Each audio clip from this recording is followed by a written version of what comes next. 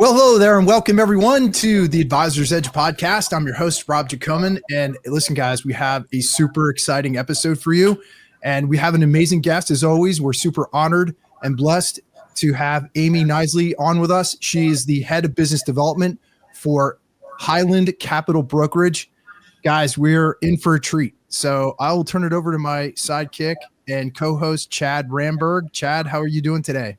I am doing good. You probably notice a different background. I'm working from the dining room today. So we get some cool artwork my wife found. But anyhow, it's good to be here. And this is a lot of fun because Amy is a very dynamic individual. You also can see we've got Alex with us today. If you're watching online, you'll hear him shortly. The cool thing is that Amy and Alex met a while ago, and they've had a lot of great conversations back and forth. And Alex said, Amy is so dynamic and so helpful for RIAs. We should have her on the podcast. And I couldn't agree more. So Amy, thank you for joining us. And thank you for being here. Of course, it's my pleasure. I'm excited. It's great to have you on. And I'm curious, Alex, what for you said you were really the champion to get Amy on here, and I really appreciate that. What did you connect with Amy and helping? I think it was around helping RIAs, but I could be wrong. Yeah, absolutely. So welcome, Amy. Thanks so much for being on the show with us. What really drew me to Amy was, yes, we both serve investment advisors. So there is some similar crossover of the clients we serve, but I would say, two things, really her passion and enthusiasm and her authenticity. That combination, there's a lot that it gets thrown at advisors. And when you have that tenacity and passion and the experience that Amy does and how she leads with authenticity, we just need more of that in the industry. Great. Absolutely. Yeah. By the way, I want to chime in here for a second. Alex, didn't I make the introduction to you and Amy? Yes, actually, I think you did. Let's give some credit to Rob because throw me a phone, man. The breadcrumb trail will be in probably in LinkedIn. Well, that's a great segue into this because that's something I really wanted to highlight. LinkedIn is such a powerful platform for making these kinds of connections with great people. So it's one of those things where I'm like, I came across Amy's profile and I immediately thought of you, Alex, and I was like, I have to connect you guys. And that's the beauty of that platform, if it's used the right way, is making these kinds of connections. So It is cool because here we all are. Yep. Like 9 months later or whatever. Right. Fun. Yeah. Right. And the funny thing, you guys are on the East Coast, Chad and I are on the West Coast, and LinkedIn's bringing us together. There we go. Yeah. Let's rock and roll. Well, Amy, tell us about how you got into this leadership position. What was your path? Because your LinkedIn profile, you are everything it says it is, right? But there's a story behind that. And so tell us a little bit about that journey you've been on. Yeah, everybody has a story, right? So the quick intro of like today sitting in Virginia is, yes, I currently head up our business development efforts at Highland Capital, leading strategic partnerships, bringing firms, B2B firms into Highland. Now, not just firms, but aligned people, right? I'm very, very focused on alignment. So, bringing firms in that align with philosophy, vision, values, and feel that risk management is an important part or wants it to be an important part of their business. But the more origin story, if you will, I actually grew up in a small town in Wisconsin, and I grew up on a pig farm. My first real job was when I was 12 at my grandfather and my father's captive insurance agency. So I got a very good dose at a very young age of like when people only work on commission, how important communication was, answering phones, filing. This is before a lot of we didn't have AI, right? You just took handwritten notes on carbon copy papers. So, and you keep the pink one in there or whatever, and you give the white one to dad or grandpa, so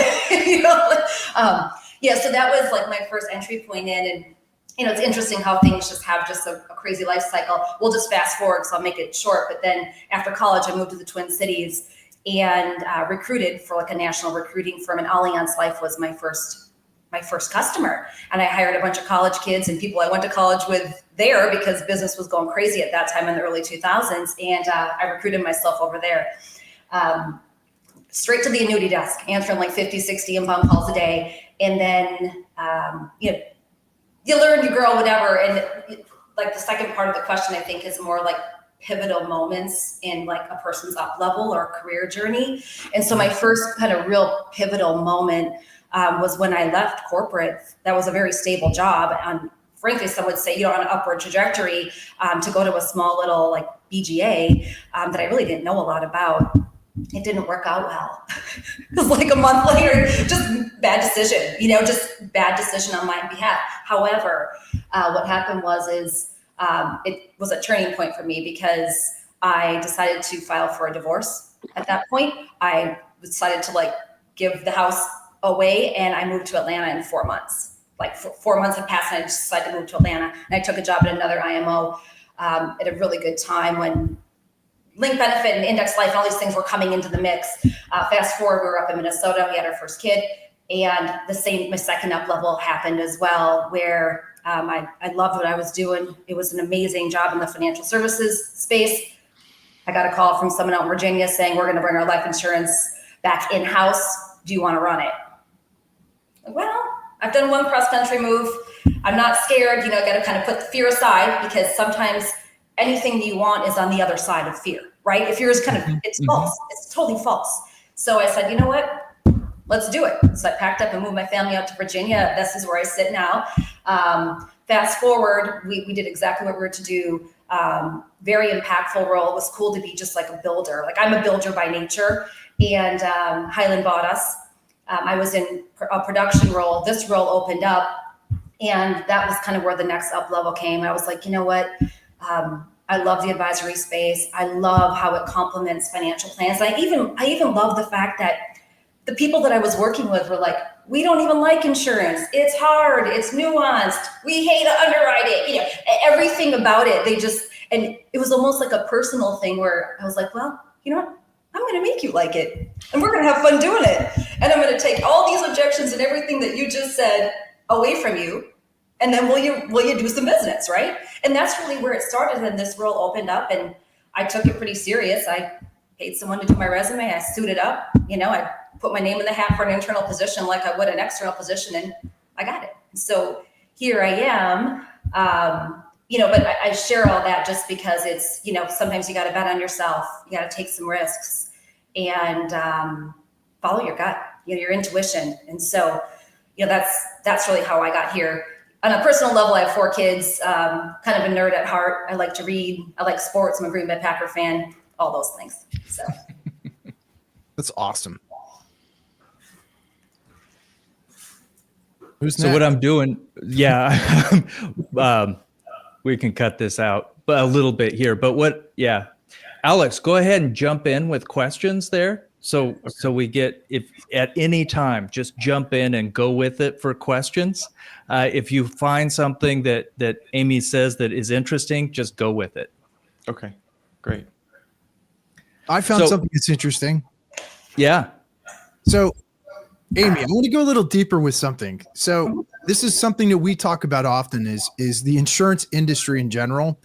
So there's a lot of like perceptions and the way people kind of perceive the industry right now.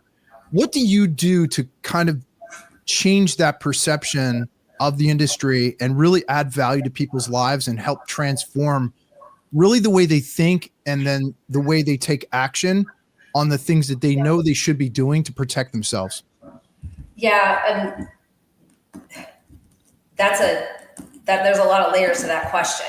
Kind of falls in line with kind of some of the challenges. If I think, because one of the questions is about challenges, right? So it kind of falls in line with with the challenges. I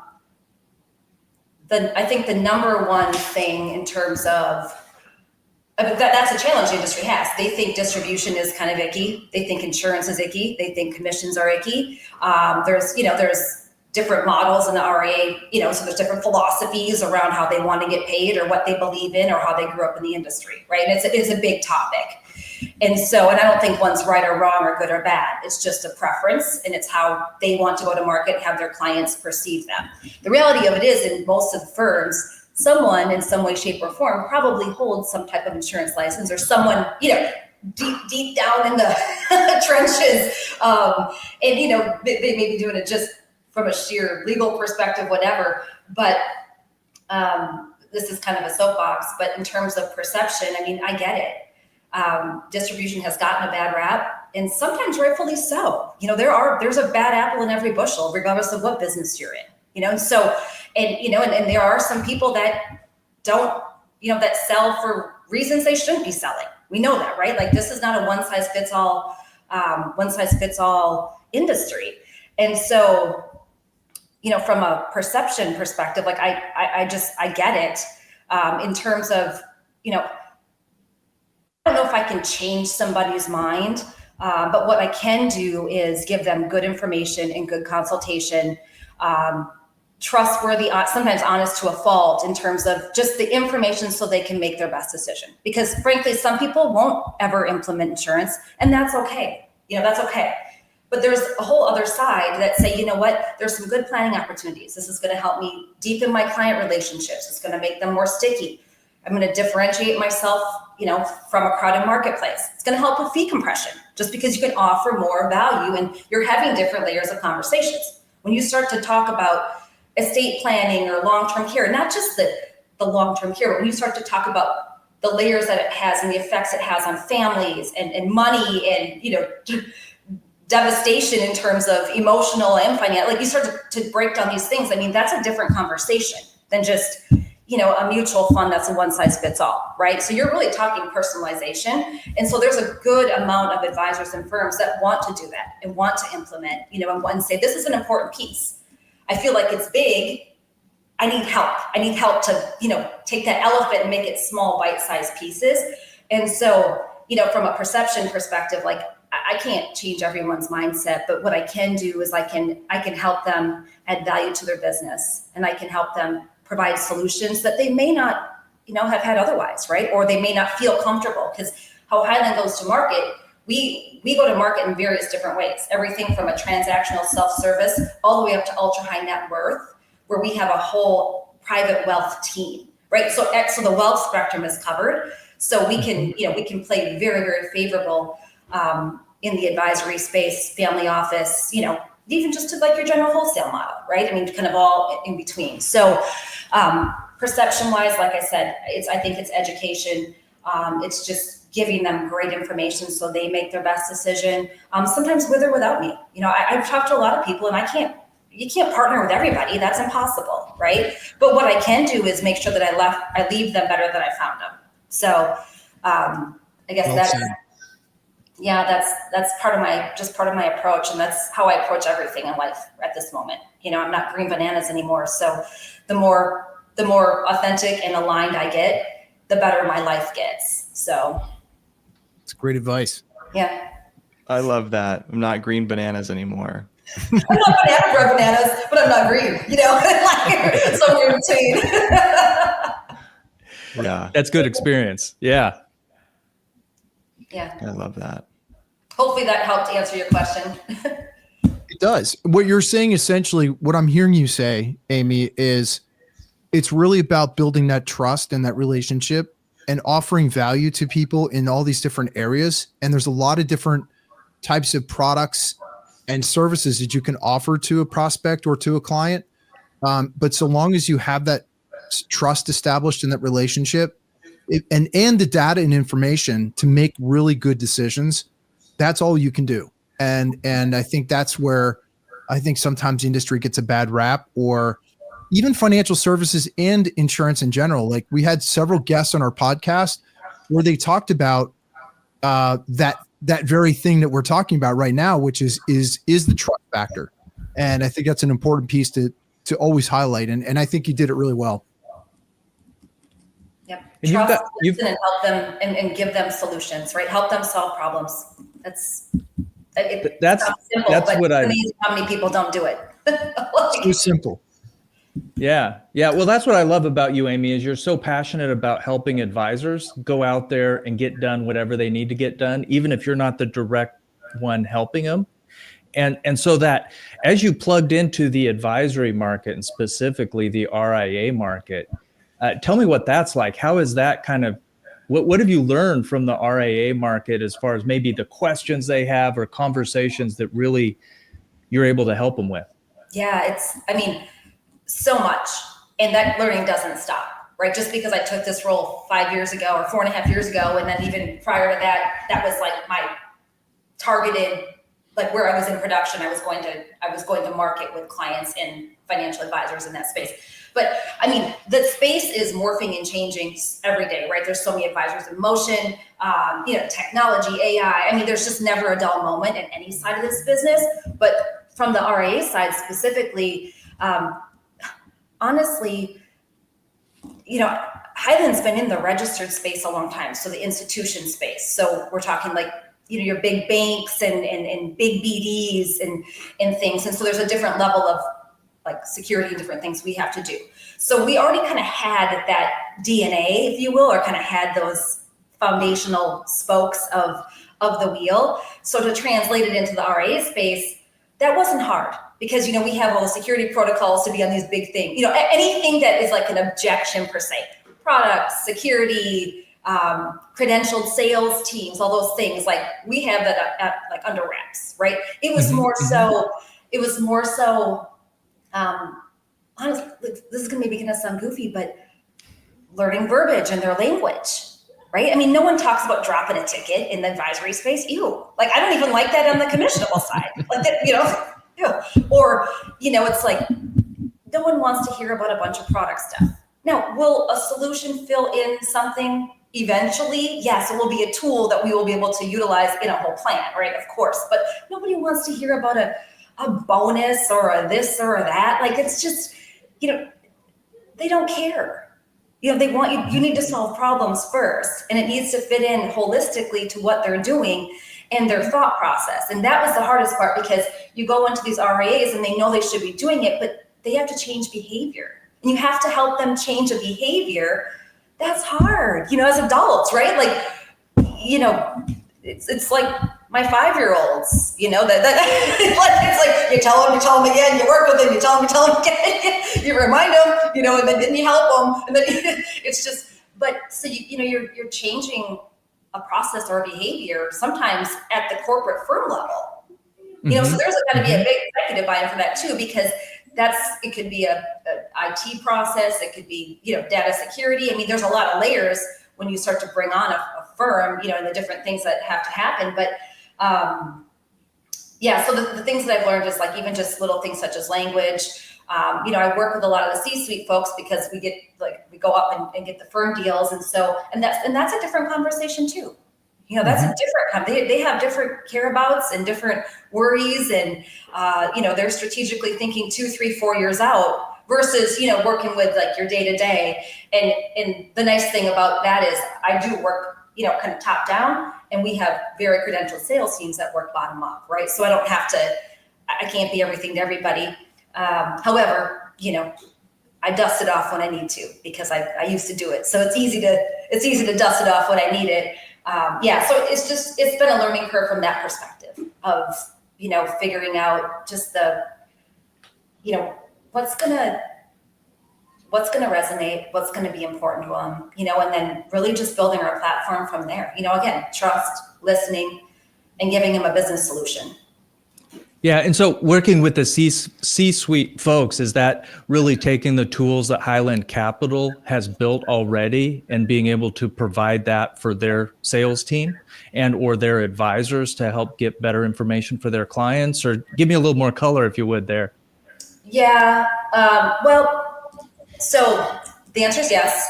So when I think about like the comprehensive support piece, or like, like bringing a firm on and then the onboarding and just kind of the ongoing, like there's a life cycle to all this, right? There's a 360 cycle to everything. I am able to take that, but there also has been certain things that have had to be built, right? Because data feeds and different things, that's a different care about than, somebody else. But like from an onboarding perspective, I mean, it's everything from education, tech setup, support alignment, right? So it's not just, here's a salesperson. No, it's like, here's a credentialed advisor consultant that's going to work with your firm that has a 65 themselves. So goes through and knows exactly what, at minimum, compliance wise, understands the big picture, is probably familiar with financial planning software, so the support alignment is a big deal because we have to meet our distribution where they're at, and we have to, increase adoption. Bottom line, we have to be able to, and do it with efficiency, and, hopefully it doesn't take, years, right? You want to have a curve where you get over. So that's a really important piece, like the relationship building piece of it, even internally. So right now I'm onboarding a firm, a very large firm, and part of the process is having their marketing person and one of our head marketing people connect the process. How can they leverage us, right? And how can we make their life a little easier? And how can they leverage what we have, maybe piggyback off some stuff that we have already? That's a synergy. We do that with advanced planning. The head of our advanced planning is a JD, and the head of their advanced markets, we're going to connect them, and they're going to have a great talk on, where can we leverage Highland? How can we use you for best practices? When do we bring you in? Can we do trainings? Whatever it is. So, and then of course, through the process, there's like the feedback loops, the constant communication. So it's really a curated kind of journey for these RIAs, because everybody has so many different wants and needs, whether it's reporting, marketing, there's so many different levels. There's some that are like huge and established and still don't do anything. And so they're like, help me stand up an insurance side. And then there's someone who's maybe a little bit more boutique-y. I don't want to say small because bigger doesn't mean better, right? So boutique-y is already doing a level of what we do, but they're like, we just need maybe a different kind of partner. Maybe we need someone with a different kind of infrastructure because we're ready to up-level our business. So. Yeah, you're really digging into the complexities of all of it. And the great thing is to see it across the board. And what I'm hearing is there's lots of different challenges depending sometimes on the size of the firm and what they're looking and asking for help from you. Yes, 1,000%. Amy, you brought up a couple interesting things. You kept mentioning distribution. What do you do in terms of how do you solve the distribution problem? So when you're faced with integrating a firm and focused on the distribution piece, what do you think is the biggest challenge in the industry wide in terms of RIAs with solving the distribution problem and getting those products and services down to the ones who are actually using this in their lives and actually using these products, using these services? How do you guys solve that? So distribution is a big word, and there's a lot of noise and racket around it. There's a couple hundred IMO, BGAs, whatever you want to say. They maybe have slightly different meanings, but for this conversation, same, okay? We'll just say distribution. So there's hundreds of, distribution partners that a firm could choose. And that being said, they're getting marketed to all the time. Of course, that's, part of an IMO is an independent marketing organization. Yes, right. They need customers. And there's a lot of, there's just a lot of just noise and racket around that piece, because what I get questions all the time of like, well, how do I choose the right partner? I'm talking to you, Amy, but I'm talking to 15 other people. What's your difference? What's this? What's that? And so I do have a few things that I think are extremely important when RIAs choose a partner. Number one is data security. The privacy and the data protocols are extremely important. Not everyone is the same. So here's an example. Highland is SOC 2 Type 1 certified. A lot of blah, blah, blah. But basically it's a security protocol that of course we have to pay for, but we have to certify for it. And to be on these big institutional platforms, we have to do that. And we have to make sure data and privacy is at the top front center of honestly one of our pillars. And it's not a sexy topic, but it is a hot topic because, we're doing security, almost every firm I bring on, we have to do a big security clearance. And, so I think the data security thing is a big deal, making sure that your partner takes it seriously and has good protocols from sharing information and has all the different stop gaps and everything that has to happen so there isn't a security leak, right? I think the second piece of the decision-making process, or kind of sifting through this noise and distribution, is the firm's infrastructure. Again, bigger doesn't mean better. However, when you have aligned sales support teams, people that are 65, 66, have a securities license in some way, shape, or form, a CFP, we have 6 advanced planners, with 2 of them have JDs, and my list could kind of go on. You start to get a different level of support and guidance and consult and transparency that you may not get somewhere else. Because the reality of it is underwriting, for example, we have 4 underwriters. Underwriting is kind of something between like an art and a science. It's not perfect, but the mixture there, and to have that background is really important to client outcomes.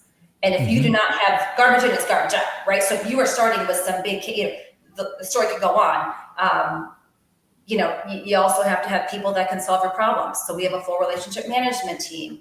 I'm in business development. I work in field, so I do business planning with all my firms every single year.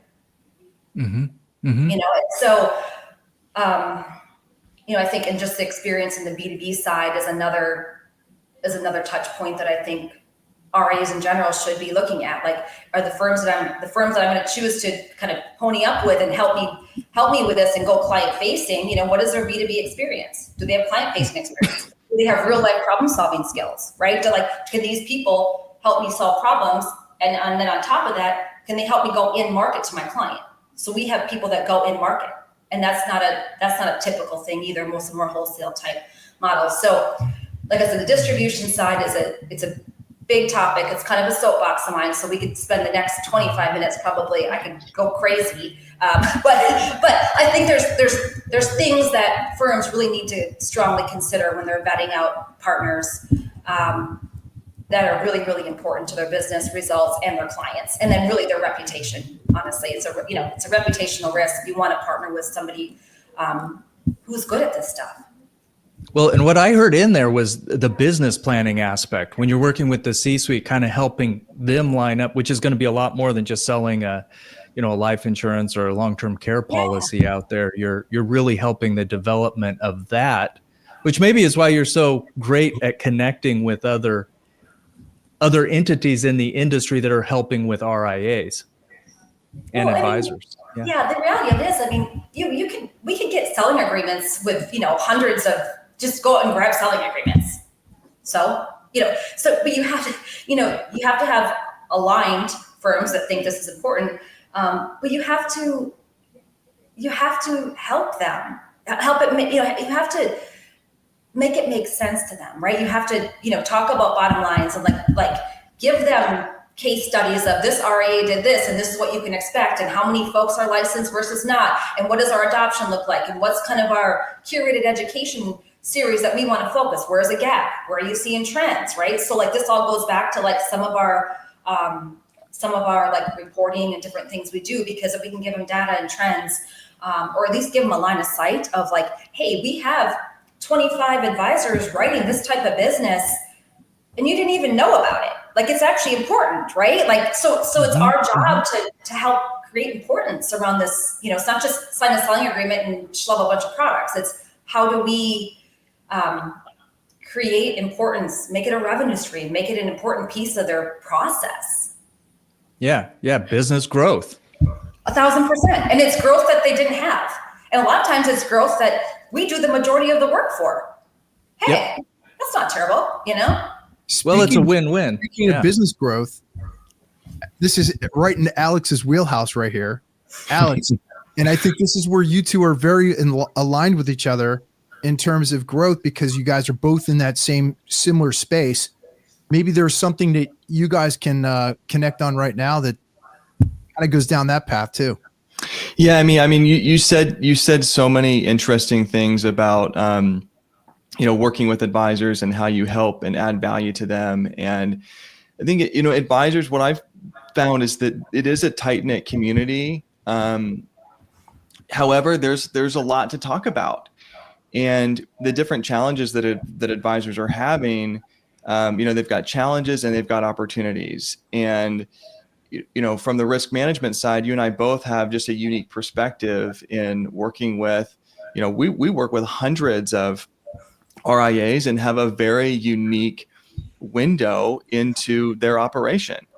And when advisors are, when you think about financial planning and really having a risk management program as the foundation of that, yes, it's protecting the business, but we all know we wouldn't be here if it wasn't for our clients. And how do the advisors really take care of their clients and maximize opportunity? And I think in such a transactional world, we need a guide. We need strategic partners to come alongside us and help us to see things we wouldn't normally see. And advisors are usually the smartest people in the room. There's the MBAs and the PhDs and the CFAs and CFPs, and they're seeing a lot. But we work with a lot of fee-only advisors, that don't, as you had mentioned, that don't want to touch insurance, but they maybe haven't found the right tools or strategic partnership to open that door for them. And so I think when you talk about changing perspective and education, hey, what's working for other advisors? Here's how we can come in and do the heavy lifting. Here's how we can actually take this off your plate. Because what happens when an advisory firm, isn't helping their clients? It's like, okay, we check the box, you have long-term care. You check the box, you have this. But all of us, it's kind of like, okay, you check the box, you have a financial advisor.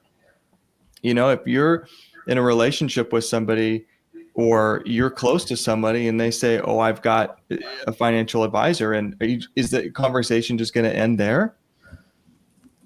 It's like, okay, well, tell me more. And how sound and solid is the plan? So I love that perspective that you bring to it, because there's always another side to the coin, and there's certainly opportunity there. What's interesting is I read a study. This is probably 3-4 months ago now, whatever. It's like the beginning of the year, and it was done through last year, so it was before the election. So it was ages 50 to 65. There was like 4,000 people that age, and it talked about their concerns, in the financial kind of through their financial planning process, and the population that worked with an advisor. So they had an active advisor, right? A financial advisor. Their top 5 care abouts, believe it or not, were long-term care, healthcare costs.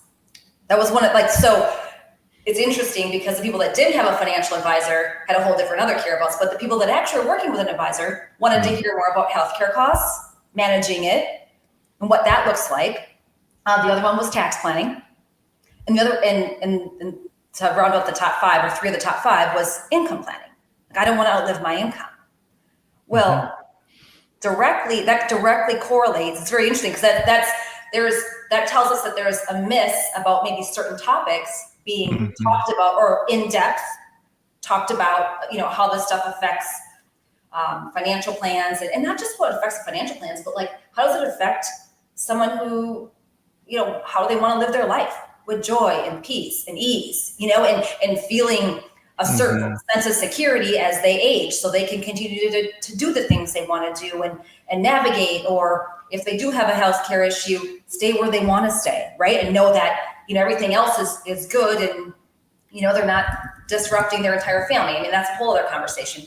But I just found that very interesting because that directly correlates with everything that we do. And these were financial planners, advisors. These were not insurance only people. These were actual advisors that manage money. So clients want to hear about this stuff. They want to have the discussions. And I think that's the cool part is you don't have to be an expert. You can be fee only. You can keep your your fee only status and that shingle on your door, but still have kind of these extensions of really good business solution partners that can help you have these discussions and fill that gap. And then you still retain your clients. You deepen that relationship. You're still the person in your client's eyes, that's so valuable, so that's one thing I think that Highland does really well. You can't be everything to everybody, but that piece we do very well. That's in our DNA for 25, 30 years is kind of that, let me hand it off to you, will you help me? Mm-hmm. Mm-hmm. Yeah, we all need that help. And one thing that piece of wisdom that my father left me with was thinking about worst case scenario. It's not a sexy, topic or conversation, but what's the worst thing that can happen? And some of that can ease yourself in a situation. It's like, when you're young or you're dating, you're just like, what's the worst that can happen? Well, she could say no. Okay. Well, it's like, what's the worst, when you're, reaching out to somebody or prospecting but when it comes to our lives, they're so dynamic, and our businesses and the things that we work really hard to build, we don't, forget who said this, maybe it was Warren Buffett, but it takes like 20 years to build a reputation and 5 minutes to destroy it, right? Sometimes these landslides can happen so quickly, and, we're not looking for them because that's uncomfortable. And so, but if we don't tackle these hard to see aspects or hard to talk about aspects in our lives, we really leave a huge gap. And so for advisors to be talking about, with their clients, hey, are you protected? Do you have the coverages in case, okay, what's the worst case scenario?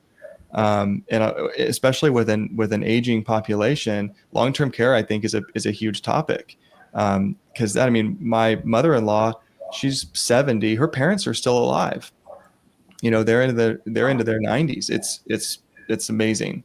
And there's just conversations around, hey, we're living longer. And I always think about that worst case scenario, and advisors a lot of times I think are looking, they're managing risk, but when you talk about, okay, what risk can we manage and what risk should we transfer? It's really a different conversation. And so that strategic partnership, I think, can add a lot of value. Well, and transferring the risk, yes, absolutely. But like the efficiency behind it, taking a sliver of dollars from an efficiency perspective and leveraging, 4-to-1 or what, that's a different conversation too, but like leveraging and then leveraging tax-free dollars, that's a pretty magical thing. The most wealthy people, that's how they get rich. They make smart business decisions. They use other people's money, right? They so why wouldn't you want to be talking about efficiency in a financial plan and that specific topic? And there's solutions that fall right into there. It's a very hot topic. That's the long-term care side and the healthcare costs. That's probably a more popular or more talked about topic, firm-wide and advisor-wide, than just straight life insurance. Mm-hmm. Well, how about what I love? Destroy a financial plan. It could truly disrupt blow up an entire, plan. So. Yeah.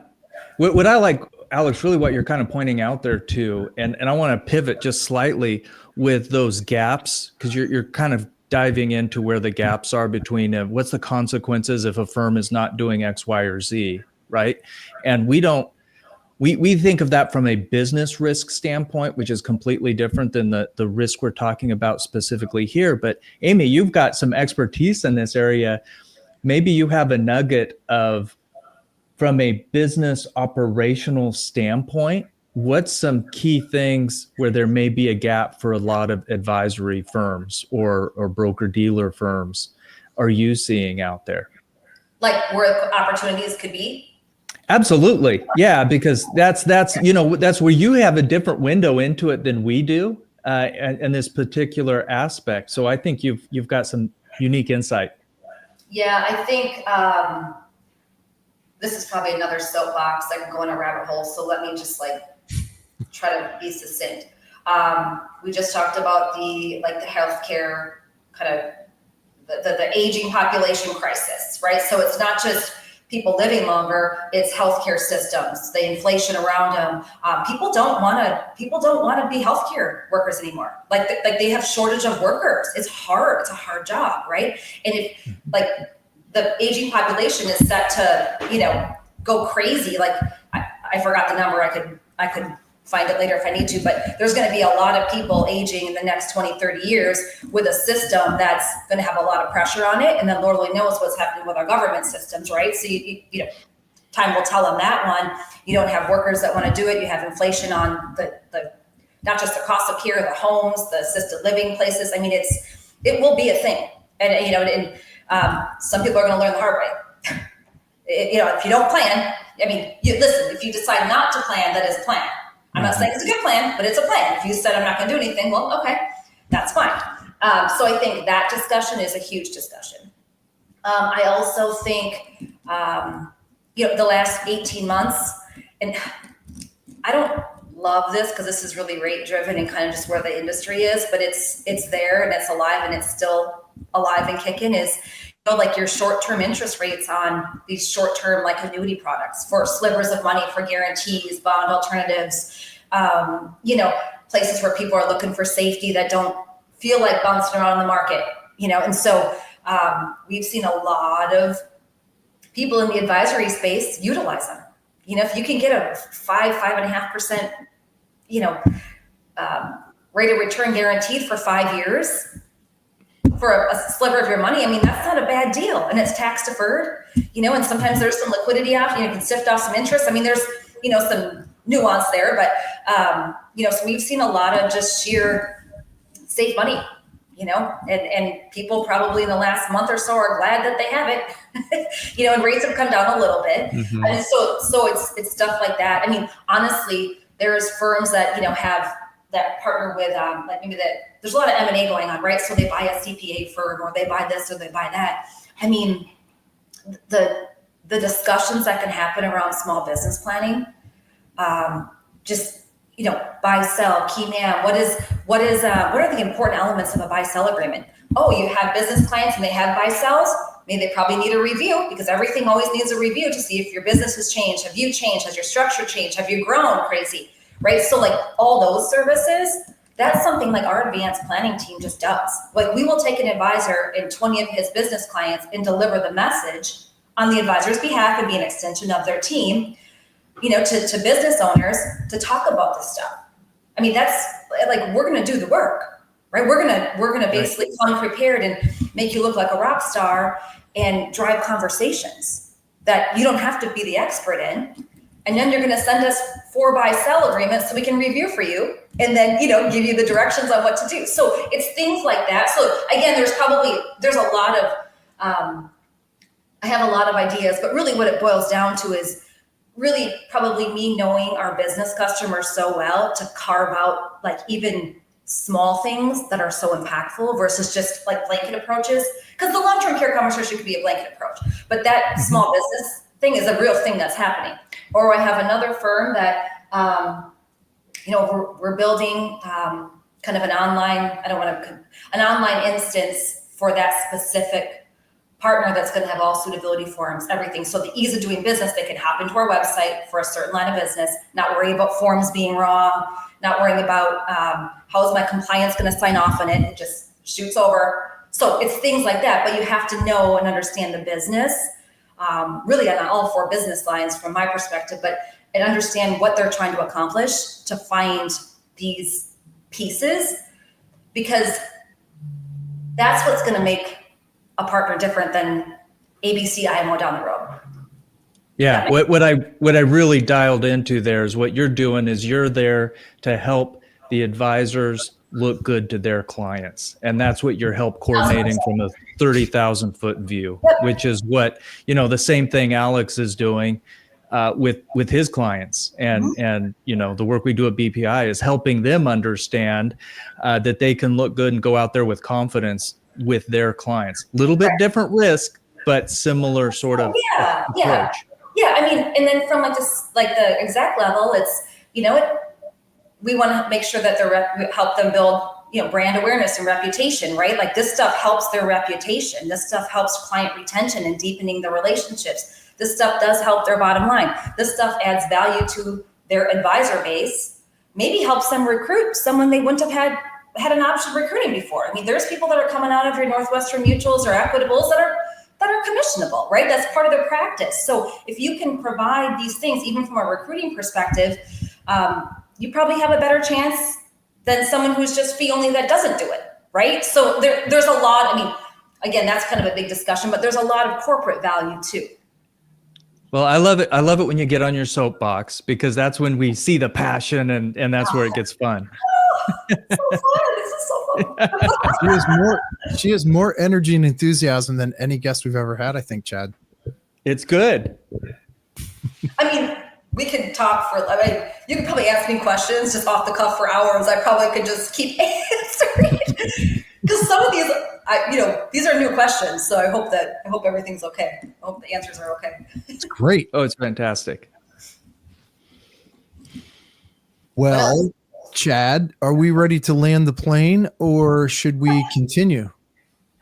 I think we can get to landing the plane. It's this is the fun question, and we do see the passion and really, frankly, the caring that you have, Amy, for your clients and the work that you do and the support that you love to do, just like Alex does, is helping the independent advisors or the broker dealers build their firms, make it more successful, and go out there and get it done. But I really want to kind of hear from you in your own words. When you stand back and look at who you are, how do you want to be known as? And you can take this from one of two ways. What would you want to tell your younger self? What would that be helpful for her? Or when you're sitting back there on your porch and you've lived a life well done, what are you going to be known for? Yeah, they probably could tie together. Something I would tell my younger self would be bet on yourself. Follow your intuition, bet on yourself. Take risks. I'm not saying you have to be crazy with them, but take your calculated risk. What's the worst that can happen, right? Because everything that you probably want is on that other side of fear. So don't let fear cripple you. And being a woman in the financial services space, it's a little bit different navigation. And I probably would have used my voice a little differently in my earlier year, because it's okay to say no in terms of, the older I get, the more important alignment is, making sure I'm aligned with vision, values, philosophy, kind of just the fundamentals of me as a human, which translate into business, of course. But the better alignment you have with your partners, your internal partners, your prospects, your clients, the more fun you have, because you have just like-minded, it's like-minded, you're goal-oriented, your communication's open, and you just have more fun doing it, right? So take that alignment seriously, because it will serve you really well in the long game. And this business is a long game. There's a short game too that it can be played, of course, but it's really a long game. So never sacrifice your reputation and your credibility, because at the end of the day, that's all we have. Don't do it for money, or don't do it for what you think someone wants to hear. Don't do it. It's I've never done it. I'll never do it. And that's something that I pride myself on. And I think that is part of the reason, because I've been in distribution for 20 years. Since the early 2000s. And that's one of the reasons, even today, I have people that I still connect with, or I'll get a random email of like, hey, remember me? Or I'll get a LinkedIn message of, oh my God, we used to work together when you were in Atlanta, whatever. But that's because of that. And it's just so important. Legacy wise, I always, leave people better than you found them. It's okay. If they do business with you or not, distribution, I didn't create it, but I'm bound to make it better. And to do that, you can't be attached to money and commissions and all this icky stuff. You can't. That's not how I operate. So it's do the right things, give great have great conversations, be open, be honest, leave people better than you found them. You'll align with who you align with. There's so much business to go around, you know, and people will partner with whoever they feel is the best partner, and that's okay, right? Like that's how it's going to be. And I think the more I lean into that and kind of become unattached to like whether someone does business with me or not, and just kind of be in the moment and listen and offer anything that, you know, I'm a very open book, and just kind of offer with no expectation in return. Like that's awesome, because the stress is amazing. A lot of fun. And it's amazing how many people will say, you know what, I remembered what you say or what you said. So I think those kind of things, I think from a legacy and just kind of being remembered in that, from that perspective. And you have left people better than we found them. And I know, you know, I think this is Alex. Thank you for being a champion for Amy to get her on here. And the message could not be a better message, because I see you also working very hard every day so that advisory firms and clients that you're working with, you're leaving them better than you found them. So thank you to both of you. Thanks, Chad. And thank you, Amy. I think that was really well said. And, you know, the sense that I get is, you know, number one, there's a lot of freedom that comes from that, because you're just focusing on what you can do, your contributions, not what you can get. You know, it's like, are you a giver or are you a taker?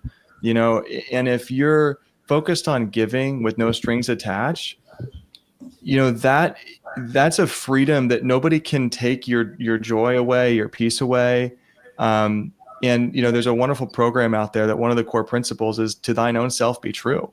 And when you're true to yourself and you have that integrity, people talk about it, but when you really experience it, there is a freedom that's like you feel it, you know it. And I think you're like, I was talking this morning with a prospect, and he says, well, I have an insurance broker that I work with.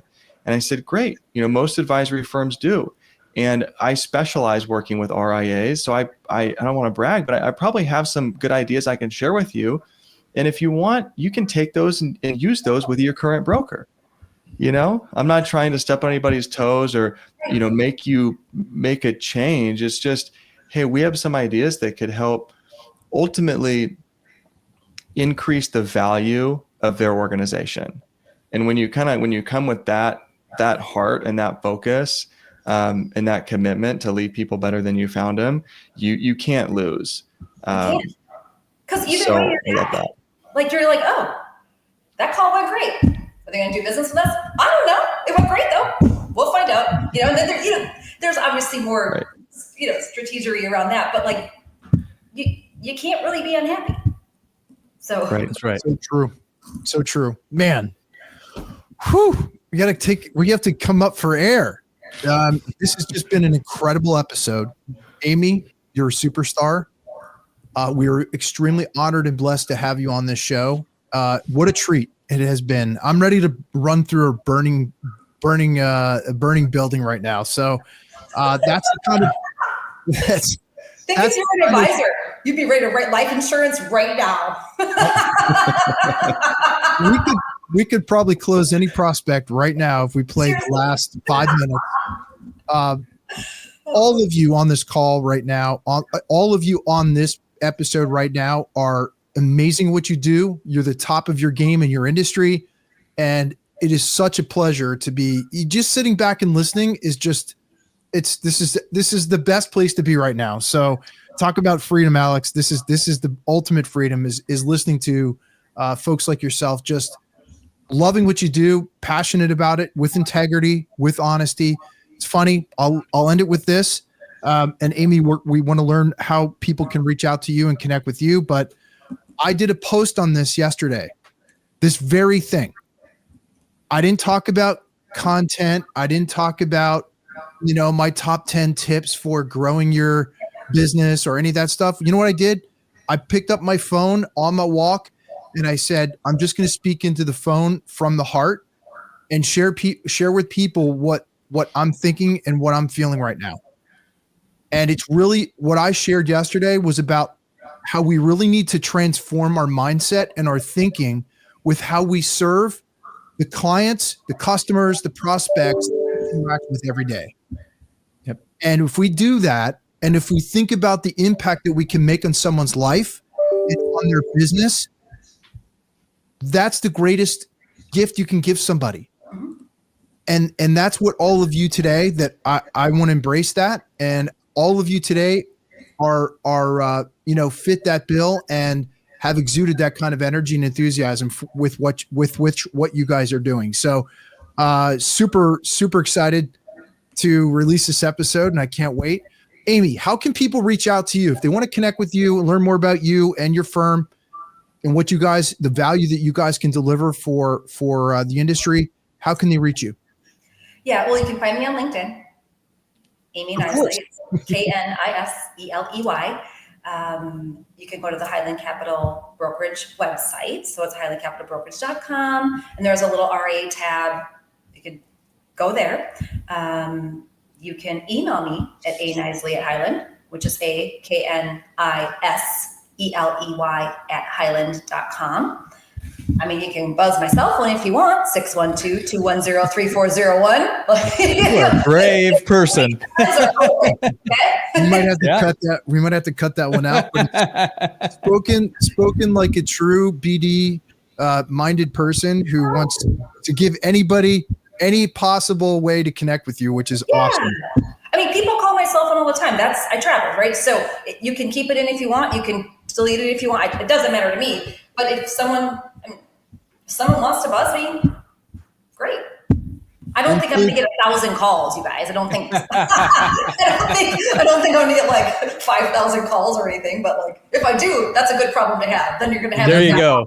You never know. Podcast, right? There you go. No.